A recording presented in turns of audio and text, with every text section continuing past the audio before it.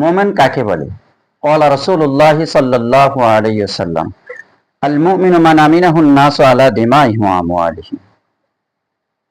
যে মোমেন, রসুলকে প্রশ্ন করলেন যে মোমেন কাকে বলে?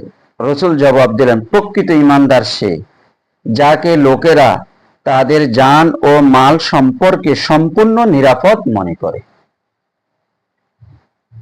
আল্লাহ রাব্বুল আলামিন বলেন, ইন্নামাল মুমিনুনা আল্লাযীনা ইযা যুকিরাল্লাহু ওয়াজিলাত কুলুবুহুম ওয়া ইযা তুলিয়াত আলাইহিম আয়াতুহু যাদাতহুম ঈমানাও ওয়া আলা রাব্বিহিম ইয়াতাওয়াক্কালুন। তাহলে যখন মুমিন আল্লাহকে স্মরণ করে, প্রকৃত ইমানদার যখন আল্লাহকে স্মরণ করে, তখন তাদের অন্তর প্রকম্পিত হয়। আর যখন তার আয়াত তেলাওয়াত করা হয়, তখন তাদের ঈমান বৃদ্ধি পায়।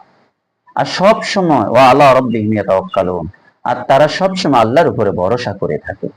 এই জন্য ওয়া মাইয়া তাওয়াক্কাল আলাল্লাহ, যে ব্যক্তি আল্লাহর উপরে ভরসা করে, ফাহু হাসবু, আল্লাহ তার জন্য যথেষ্ট হয়ে যায়। এই জন্য আল্লাহ পাক যেই ব্যক্তির অনুকূলে চলে আসবে, আল্লাহ যার পক্ষে হয়ে যাবে, দুনিয়ার সব তার পক্ষে হয়ে যাবে।